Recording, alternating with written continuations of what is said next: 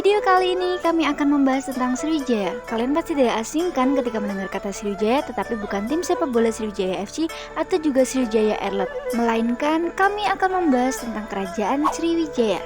Kerajaan Sriwijaya atau biasa disebut Sriwijaya adalah salah satu kerajaan maritim pertama sebelum berdirinya Indonesia yang berada di wilayah Pulau Sumatera.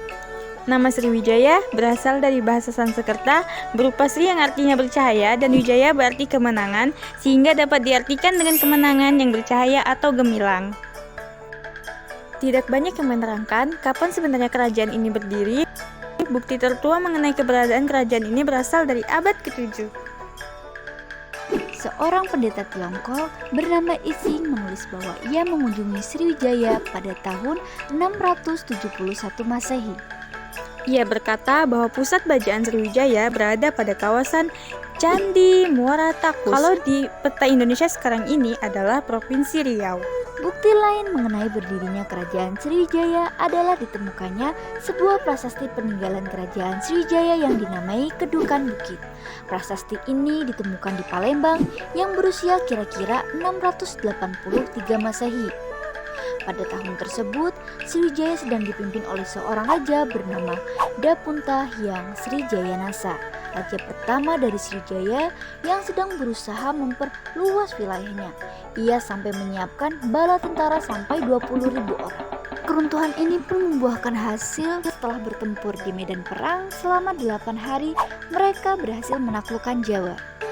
Pada masa Raja Samertungga, yakni pada tahun 795 Masehi hingga 835 Masehi, ekspansi militer kerajaan Sriwijaya semakin berkurang sebab Raja Samertungga lebih banyak menghabiskan sumber daya untuk memperkuat penguasaan kerajaan di Jawa.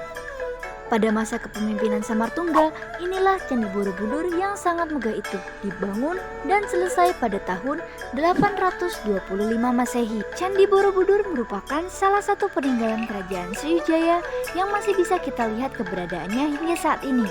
Abad 9 sampai 10 merupakan masa ke masa kerajaan Sriwijaya. Pada waktu itu, kerajaan Sriwijaya berhasil menguasai jalur pendapatan maritim Asia Tenggara. Bahkan kerajaan Sriwijaya saat itu telah menguasai hampir seluruh kerajaan di Asia Tenggara seperti Sumatera, Jawa, Semenanjung Malaya, Kamboja, Thailand, Filipina, hingga Vietnam. Lebih dari itu, Sriwijaya menjadi pengendali rute perdagangan lokal dan mengenakan bea cukai pada setiap kapal yang lewat. Hal ini karena Sriwijaya berhasil menguasai Selat Sunda dan Malaka. Selain itu, kerajaan Sriwijaya juga mengumpulkan kekayaan dari jasa pelabuhan, gudang perdagangan yang melayani perdagangan para saudagar dari Tiongkok dan India.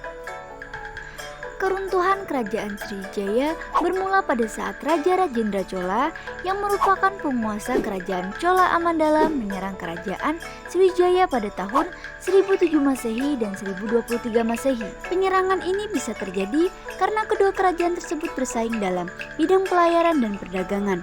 Tujuan penyerangan tersebut bukan untuk penjajah melainkan untuk meruntuhkan armada Sriwijaya. Keruntuhan ini membuat kondisi ekonomi Sriwijaya berangsur melemah sebab para pedagang yang sebelumnya berdagang di Sriwijaya semakin berkurang.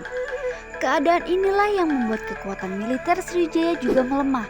Kondisi ini membuat para prajuritnya melepaskan diri hingga akhirnya kerajaan Sriwijaya itu runtuh pada abad ke-13. Tetap jaga sejarah budaya dan persatuan bangsa kita agar kita dapat selalu belajar dari pendahulu-pendahulu kita.